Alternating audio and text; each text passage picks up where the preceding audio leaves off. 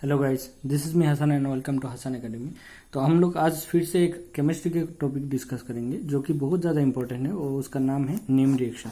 तो हम लोग नेम रिएक्शन डिस्कस करने जा रहे हैं और ये पार्ट 1 है। तो आज पहला एक रिएक्शन डिस्कस करेंगे, उसके बाद एक के बाद एक आता रहेगा, ठीक है ना। तो सबसे पहले हमारा जो नेम रिएक्शन मैंने चूज किया है वो है रेमा-टेमन रिएक्शन, जो कि काफ़ी ज़्यादा इंपॉर्टेंट है और इसलिए आज पहले हम लोग यही डिस्कस कर लेंगे। और जितना भी नेम रिएक्शन आता है उसमें पहले ही मोस्टली जो पहले नाम रहता है वो किसी साइंटिस्ट का नाम रहता है जिन्होंने ये रिएक्शन फर्स्ट किया होगा। तो चलो शुरू करते हैं। और ये वीडियो सबके लिए है, चाहे क्लास 11 हो या फिर एमएससी का लेवल हो, कोई फर्क नहीं पड़ता। नेम रिएक्शन हर किसी के लिए काम में आता है जिसका भी केमिस्ट्री उनका सिलेबस में है। तो चलो देखते हैं कि नेम रिएक्शन रेमा-टेमन रिएक्शन में बेसिकली होता क्या है। इस रिएक्शन में क्या होता है, आपका फिनॉल के साथ रिएक्ट करता है chloroform in the presence of NaOH और KOH, कोई भी एक बेस हो सकता है। और एट द एंड जब एसिडिफिकेशन होता है तो बन जाता है आपका सैलिसाइलएल्डिहाइड, जो कि ऑर्थो हाइड्रोक्सी बेंजल्डिहाइड है और वही हमारा प्रोडक्ट होता है, ठीक है ना। तो चलो देखते हैं कि रिएक्शन केमिस्ट्री में वो कैसे किया जाता है। तो सबसे पहले तो हमको लेना पड़ेगा फिनॉल।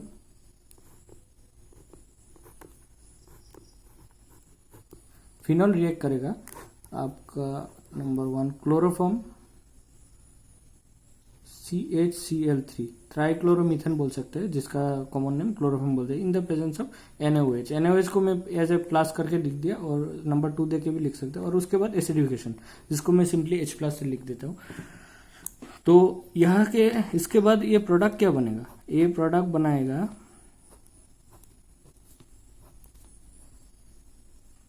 यहाँ पे OH रह जाएगा, मैं कुछ इस तरह से दिखा रहा हूँ, और बन जाएगा यहाँ पे एल्डिहाइड। तो ये बनेगा इसका नाम है सैलिसाइलडिहाइड और ऑर्थो हाइड्रोक्सी बेंजल्डिहाइड। तो ये हमारा मेजर प्रोडक्ट बनेगा। बट इसके अलावा और एक प्रोडक्ट भी बनता है जिसमें OH इसका ऑर्थो पोजीशन में आता है, पैरा हाइड्रोक्सी बेंजल्डिहाइड, जो कि हमारा माइनर प्रोडक्ट है। तो ये इसका नाम लिख देंगे सैलिसाइलडिहाइड और इसका केमिकल नाम है ऑर्थो हाइड्रोक्सी बेंजल्डिहाइड। और काफ़ी सारा इंटरव्यू में या फिर वाइवा में डायरेक्ट आपको इतना ही पूछता है कि रेमा-टेमन रिएक्शन में जो एंड प्रोडक्ट बनता है वो क्या है, तो आप बस सैलिसाइलडिहाइड बोलने से हो जाएगा। और ये प्रोडक्ट क्यों मेजर बनता है उसका पीछे जो रीज़न है ना, देखो ये प्रोडक्ट मेजर बनने के पीछे रीज़न है, यहाँ पे हाइड्रोजन बॉन्ड फॉर्म होता है। ये तो हमारा डेल्टा नेगेटिव हो गया ऑक्सीजन और ये डेल्टा पॉजिटिव हो जाएगा, और ये ऑक्सीजन इस बॉन्ड को खींच लेगा तो वो माइनस होगा, और उसके बाद इस दोनों के बीच हाइड्रोजन बॉन्ड प्रोड्यूस हो जाएगा। और ये जो हाइड्रोजन बॉन्ड है ये होगा आपका इंट्रामोलिकुलर हाइड्रोजन बॉन्ड। और अगर जो हमारा पैरा हाइड्रोक्सी बेंजल्डिहाइड होगा ना, अगर आप उसका भी स्ट्रक्चर देखना चाहोगे ना तो आपको पता लगेगा कि उसमें भी हाइड्रोजन बॉन्ड होता है, बट वो किस तरह का हाइड्रोजन बॉन्ड होता है। सपोज यहाँ पे और यहाँ पे बेंजल्डिहाइड दे दिया, तो ये वाला जो OH है ना, इसका हाइड्रोजन जाके इसी किसी दूसरा इसी मोलिकुल का ऑक्सीजन के साथ हाइड्रोजन बॉन्ड कर सकता है इधर, और वो हो जाएगा इंटरमोलिकुलर हाइड्रोजन बॉन्ड। बट हमारा इंट्रामोलिकुलर हाइड्रोजन बॉन्ड ज़्यादा स्टेबल होता है, जिसके लिए ये हमारा मेजर कंपाउंड है।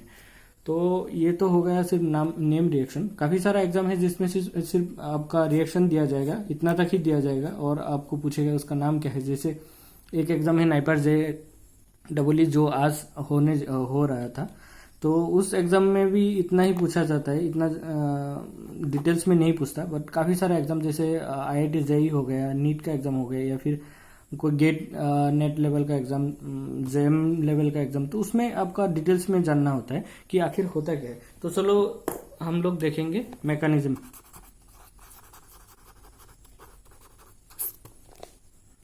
को हम लोग डिटेल्स में देखेंगे। तो सबसे पहले मैकेनिज्म को मैं 2 पार्ट में डिवाइड कर दिया। स्टेप सपोज पार्ट 1 और स्टेप 1 देख लेंगे, जहाँ पे एक कार्बन प्रोड्यूस होगा। तो चलो देखते हैं कि वो कार्बन प्रोड्यूस कैसे होता है। तो क्लोरोफॉर्म हमारा क्या होता है, क्लोरोफॉर्म को अगर आप इस तरह से लिख सकते हो CCl3H। तो ये क्लोरोफॉर्म का ये क्लोरीन जो है ना ये काफी इलेक्ट्रोनेगेटिव है, जिसके लिए ये इधर खींचेगा, और ये जो हाइड्रोजन है ना ये आपका एसिडिक हाइड्रोजन बन जाएगा, आई मीन ये हाइड्रोजन रिलीज हो जाएगा। तो जहां भी हाइड्रोजन किसी कार्बन से अटैच हो और वो कार्बन अगर इलेक्ट्रोनेगेटिव एलिमेंट से अटैच हुआ तो आपका याद रखना वो हाइड्रोजन लीव कर जाएगा। तो ये हाइड्रोजन यहाँ से लीव हो जाएगा एज ए H+, और हमारा जो NaOH था, हमारा जो NaOH था एज ए बेस, या फिर KOH भी ले सकते हो आप, वो NaOH का OH- जो रहेगा ना उसके साथ दोनों मिलके एलिमिनेट हो जाएगा वाटर। ठीक है, तो जहां भी मैंने OH- का बात बोलूंगा इस आप याद रखना OH- NaOH से आ रहा है। ठीक है ना, उसके बाद ये प्रोडक्ट किससे बन जाएगा, ये Cl तो इधर रह जाएगा, बट देखो कार्बन का पास 4 इलेक्ट्रॉन रहता है, 1 2 3, और जब ये हाइड्रोजन चला गया तो इस बॉन्ड का 2 इलेक्ट्रॉन उनके पास मिल गया, जिसके लिए 2 इधर हो जाएगा, और कार्बन के पास 4 से ज्यादा इलेक्ट्रॉन हो गया तो ये एक माइनस चार्ज इधर आ जाएगा। Cl3 2 इलेक्ट्रॉन रहेगा और माइनस चार्ज आ जाएगा। उसके बाद क्या करेगा, Cl- जो कि क्लोराइड काफी गुड लिविंग ग्रुप होता है, तो यहाँ से एक क्लोराइड निकल जाएगा और ये प्रोडक्ट आपका हो जाएगा कुछ इस तरह से Cl, और जो माइनस चार्ज था वो जब ये बॉन्ड लेके चला गया तो उसका जो पॉजिटिव था उसको न्यूट्रलाइज कर गया, और इसके पास सिर्फ 2 इलेक्ट्रॉन इस तरह से रह जाएगा। तो आपको अगर केमिस्ट्री पता है तो आपको पता चलेगा ये बन गया कार्बिन। किस तरह का कार्बिन, डाइक्लोरोमीथेन और डाइक्लोरोकार्बिन बन गया, कार्बिन लिख सकते हो डायरेक्ट, डाइक्लोरोकार्बिन बन गया। ठीक है, और ये जो डाइक्लोरोकार्बिन बना है ना तो इसके पास 2 इलेक्ट्रॉन तो है, बट ये कोई न्यूक्लियोफाइल नहीं है। ये कार्बिन हमेशा एक्ट करता है एज ए इलेक्ट्रोफाइल, क्योंकि देखो 2 इलेक्ट्रॉन 4 5 6 6 ही इलेक्ट्रॉन हो रहा है, ना कि ये अपना ऑक्टेट को फुलफिल कर रहा है। ऑक्टेट को फुलफिल नहीं कर रहा है, जिसलिए इसको कार्बिन हमेशा एक्ट करता है एज ए इलेक्ट्रोफाइल, ना कि न्यूक्लियोफाइल। और एक बात बोल दूं, यहाँ पे 2 इलेक्ट्रॉन है, आप सोच सकते हो कि ये तो लोन पेयर जैसा है, ये रिलीज करेगा और ल्यूइस बेस बन जाएगा, बट ऐसा नहीं है, ये ल्यूइस एसिड है, क्योंकि इसको और 2 इलेक्ट्रॉन चाहिए होता है। तो ये जनरली 2 इलेक्ट्रॉन एक्सेप्ट करेगा, इसलिए इसको ल्यूइस, ये काइंड ऑफ ल्यूइस एसिड है, एक्सेप्टर। ठीक है ना, तो आप इस पार्ट को स्क्रीनशॉट मार लो, पहले तो नेम रिएक्शन को स्क्रीनशॉट ले लो और उसके बाद फर्स्ट पोर्शन को ले लो। अब हम लोग जाएंगे सेकंड पोर्शन के लिए, चलो उस पेज में करते हैं। और इस वाला कंपाउंड को याद रखना जो डाइक्लोरोकार्बिन, ये सेकंड पोर्शन में काम आएगा। अब हमारा आएगा स्टेप 2। स्टेप 2 में क्या होगा, देखो हमारे पास सबसे पहले था क्या, फिनॉल तो था ही, एरोमेटिक अल्कोहल, फिनॉल तो पहले से ही था। फिनॉल को मैं थोड़ा इस हाइड्रोजन को इस तरह से लिख रहा हूं। क्यों इस तरह से लिख रहा हूं मैं एक्सप्लेन करूंगा। देखो यहाँ पे हमारे पास क्या है, OH- फिर से है, और OH- कहाँ से आया, NaOH से आया या फिर KOH बेस से आया। देखो इसका जो ये हाइड्रोजन है, ये हाइड्रोजन लीव कर जाएगा एज ए H+, और ये OH- के मिलके ये फिर से बन जाएगा वाटर। और ये जो माइनस है ना, ये कुछ इस तरह से बन जाएगा, इसको बोला जाता है फिनॉक्साइड। एक्चुअली ये सिर्फ O- नहीं है, इधर एक Na+ भी आ जाएगा, जो NaOH का Na+ था ना वो भी इधर आ जाएगा, हालांकि वो बॉन्ड नहीं करेगा, तो वो काइंड ऑफ सोडियम फिनॉक्साइड बोल सकते हैं आप। बट यहाँ पे सिर्फ फिनॉक्साइड ही दिखा रहा हूँ मैं, क्योंकि इस फिनॉक्साइड का देखना इसके बाद क्या होता है, ये जो O- साइन है इसको ऑक्सीजन खींच देगा और ये बन जाएगा, ये डबल बॉन्ड ऑक्सीजन बन जाएगा, और ये जो बॉन्ड है ना ये इस कार्बन में आ जाएगा, तो ये बन जाएगा यहाँ पे नेगेटिव। हाँ, काइंड ऑफ इस तरह का पोर्शन हो जाएगा। बट आपको एक बात हमेशा याद रखना है, चाहे आप बेंजीन लिखो, डबल बॉन्ड जैसे बेंजीन बनाओ, मगर यहाँ पे हमेशा एक हाइड्रोजन रहता है, और अगर साइक्लोहेक्सेन करोगे तो हमेशा 2 हाइड्रोजन रहते हैं। तो ये नेगेटिव साइन तो इधर है, मगर यहाँ पे एक हाइड्रोजन भी है, जो कि आप कंफ्यूज हो सकते हो। यहाँ पे हाइड्रोजन एक हमेशा रहेगा, और जो नेगेटिव साइन है वो इस कार्बन में है। ठीक है ना, और उसके बाद अब आएगा CCl2, जो हम लोग उधर बनाया था कार्बिन। ये कार्बिन आके यहाँ पे अटैक करेगा। देखो कार्बिन के पास क्या है, ये नेगेटिव साइन है, और कार्बिन को इलेक्ट्रॉन चाहिए, आई मीन इस नेगेटिव साइन इस कार्बिन को अटैक करेगा, और उसके बाद काइंड ऑफ इस तरह से बन जाएगा।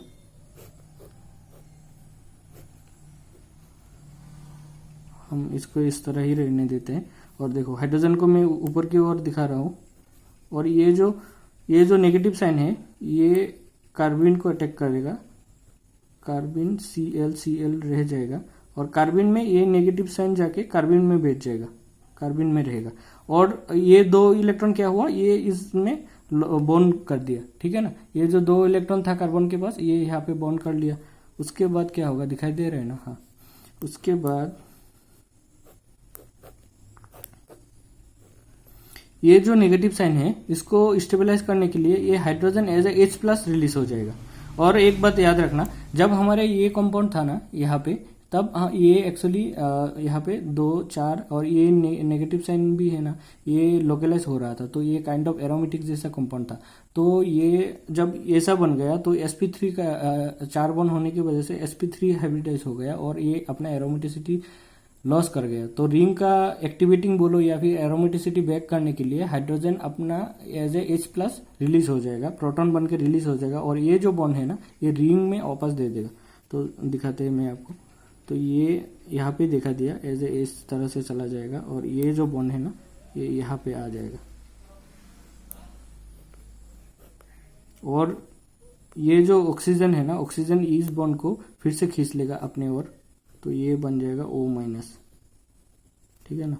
और ये बन गया आपका CH, और कार्बन का जो नेगेटिव साइन है वो न्यूट्रलाइज हो गया क्योंकि H+ आया है, Cl, हाँ इस तरह से बन जाएगा। अब देखो अब क्या होगा, अब हमारे पास सपोज अगर कहीं कहीं पे आपको ये डायरेक्ट आपको दिखाई देगा रिमार्टिवन रिएक्शन में 3 NaOH लिखता है, उसका मतलब है 3 मोल ऑफ NaOH। तो सपोज एक NaOH हम लोग यूज कर लिया, अभी भी हमारे पास बहुत सारे NaOH है, 2 है, सपोज 2 NaOH हमने लिख लिया, तो 2 NaOH से क्या निकलेगा, 2 NaOH से 2 Na+ निकलेगा और 2 OH- भी निकलेगा, बराबर। तो ये जो 2 OH- है ये एज ए न्यूक्लियोफाइल सब्स्टिट्यूशन यहाँ पे सब्स्टिट्यूट हो जाएगा, Cl- को हटा देगा और OH- आ जाएगा। तो उसके बाद आपको कैसा दिखाई देगा,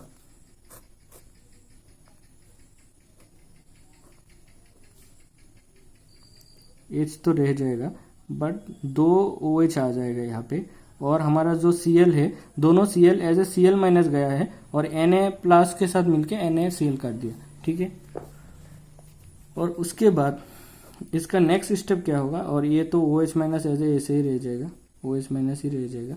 उसके बाद नेक्स्ट स्टेप में क्या होगा, देखो जहां भी ऐसा 2 OH आए ना एक कार्बन के ऊपर, ये काफी अनस्टेबल होता है। ये क्यों अनस्टेबल होता है मैं यहाँ पे थोड़ा बड़ा करके ड्रॉ करके दिखाऊंगा।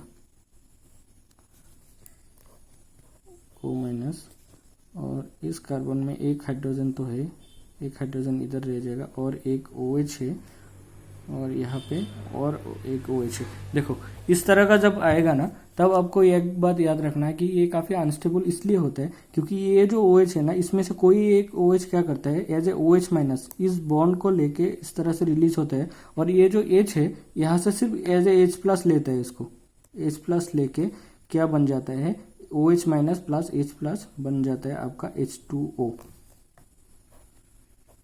ये तो पहले से ये बॉन्ड रहेगा ही, और ये बन गया है H2O। आप चीज़ों को समझने के लिए कोशिश करो कि ये OH- और H+ बन के H2O बन के ये चला गया। और उसके बाद कैसा बन जाएगा, जब वाटर तो चला गया यहाँ से, वाटर लीव करने के बाद ये बन रह जाएगा O-, और ये बन जाएगा CH, हाँ CH। और जो ये ऑक्सीजन के पास नेगेटिव साइन था क्योंकि H+ as a H+ release हुआ है, तो वो आके यहाँ पे डबल बॉन्ड कर लेगा, C+OH कर लेगा, दैट मीन्स एल्डिहाइडिक ग्रुप बन जाएगा। और ये बन गया हमारा ऑलमोस्ट प्रोडक्ट हो गया। इसके बाद लास्ट में एसिडिफिकेशन कर दो आप, H+ यहाँ पे जोड़ दो, तो आपका प्रोडक्ट मिल जाएगा ये वाला।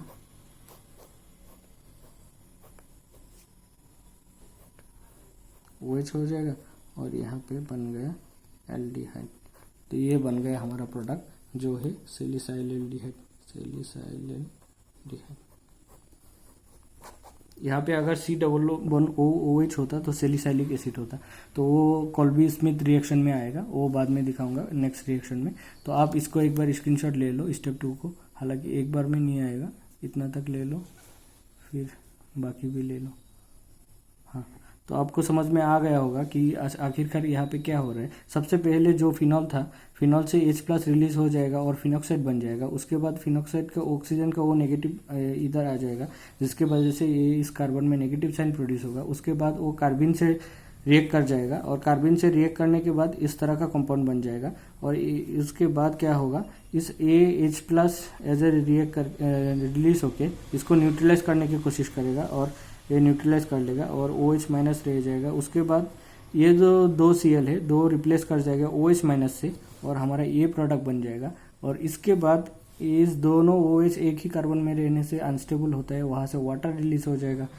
इस तरह से वाटर रिलीज होके चला जाएगा। उसके बाद हमारा लास्ट A आ जाएगा और यहाँ से बस एसिडिफिकेशन ही करना है, आपको मिल जाएगा हमारा इस प्रोडक्ट को, जो हमारा एंड प्रोडक्ट है सिलिसाइल्डिहाइड।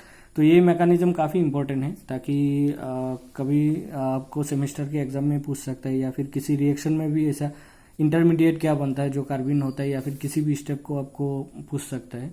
या फिर आप अगर किसी अच्छे ऑर्गेनाइजेशन का इंटरव्यू के लिए जाओगे ना, तो वहाँ पे एक पेज और पेन आपको दिया जाएगा और आपको डायरेक्ट कोई भी एक रिएक्शन का मैकेनिज्म पूछ देते हैं।